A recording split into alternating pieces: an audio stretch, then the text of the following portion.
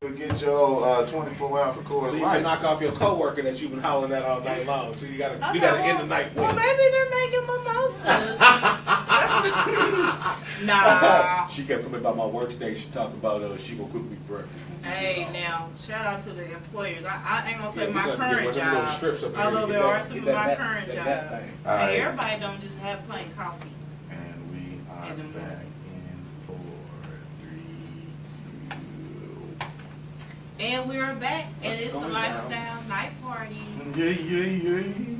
I'm comedian Aisha Brown. In case y'all didn't know, y'all should know what's up by now. I mean, I've been doing the show, 6 months now? And I am the stolen co-host. I have pulled the gun on Mo Hype and Aisha, and I have robbed my way into this position for like. Oh, I started in October or November, so that You would didn't be... start yet. We've been doing this that long. Yep. We went through the whole winter? Cause look, okay, so I came and I was a guest. Okay, that's right, because I started out on the Thursday Hip Hop Junkies, and then I brought you in as a guest, and then you was hosting and guesting, and then we switched to, okay. I've been here for a minute, dude. Yeah, That's what's up. What I get for my anniversary? Uh, Watch or anything? Yeah, I'll get you a fifth of Paul Masson. There you go. Yeah, There you not go. Paul There Mason. you That's go. what we got. Paul Mason. And let's put Tony, it's your anniversary Yeah. on the playlist. Matter of fact, So, I'll make it a turn fifth up. of Paul Masson XO Peach. Ooh! Listen, Dollars. what I don't Make do, it. I don't like Dollars. scented dark Dollars. liquor except for Make it. apple cran. Right. I can't get cran. I can't get apple cran. I can get Paul Mason. Okay. I told my daughter if a dude buy Paul Mason, don't give him none. The Paul Mason. He ain't serious. That's not my son-in-law. If he buy you some Paul Masson, he cannot be trusted. That's a cheap ass dude. Hey, I tell you what, if I you don't buy you want some him Paul to pop my Masson, grandchildren. he's gonna fuck you while you sleep. Hey, While you snoring, he's getting in position. And Okay, and- watch him. That's like messing with the dude that messed with Cisco. The dude that messed with Cisco, he gonna do some stuff he ain't gonna remember in the They're morning. gonna ask you, do you want a massage? Ooh, you know, We're gonna get to that, the tips and the tricks that y'all be using. yeah, we be asking so you want one with your clothes on or with your clothes off? Turn over. Please pick the right answer. Yeah, my titties don't hurt, my back hurt, right? I gotta flip over for it. See, that's that shit. Right But now. let's go ahead, let's get to the Yeah, interview because started. y'all all over her live like just. Hey, They should have known we was wild. Hey, just make sure that you put in your own comments.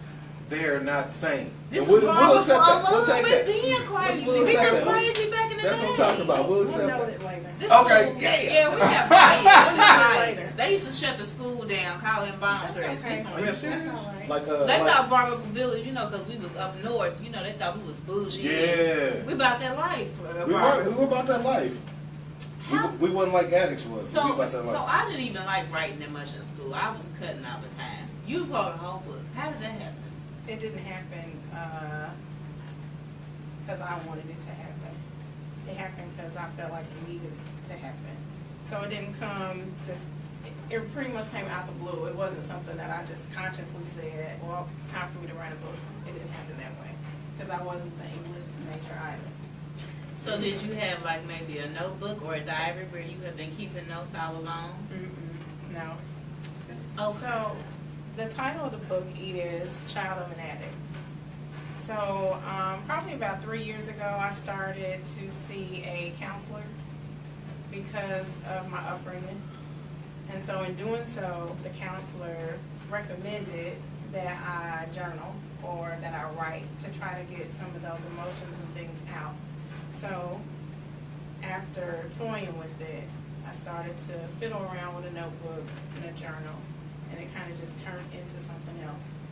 and you said that your book is Child of an Addict. I know your family makeup. Can you tell me a little bit about what your family makeup is currently? Currently, Yes. I am a mother of 4. My oldest she'll be 25 in August. Mhm. My youngest will be 15 in August. I have a set of identical twin sons that are 16. I've been married for 21 years. Okay.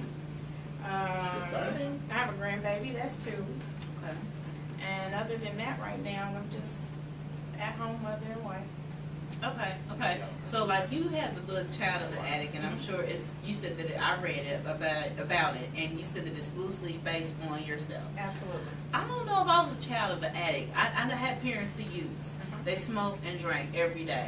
That was a part of our household. Like, I'm old school. I'm a little bit long in the tooth, what we call old. So yeah, I used to go to the liquor store for my parents. Okay. You know how back in the day you could go to the liquor store with a note. The liquor store owner, he know your parents' drink of choice. Right. And when y'all get paid on payday, just slide down and go and get me together. You don't even need no money to get liquor. And your kids carried your liquor home. Absolutely. You better not drop that bottle and bust that liquor. That's your ass. You better be playing till 8 o'clock. But I came from the era. The liquor store we went to was on 52nd. It's still there. It's like maybe on Robston. It's between Keystone and I told my parents, y'all done got you remodeled that whole liquor store. They came up off of y'all. Yeah, so I guess I'm a child of the addict too. So you decided, how long did it take you to write a book? I started my journey of writing in probably late August, early September of last year, and I finished May the 1st of this year. So almost a year. You wrote it out yourself? I wrote it out myself. Okay. All right. And then I saw online what prompted me. I didn't know. I mean, I'm on social media and I share my stuff. I don't see everything. Right. So I saw that you were having a book signing. You're having an event about your book. So when is that? That book signing is July the 22nd.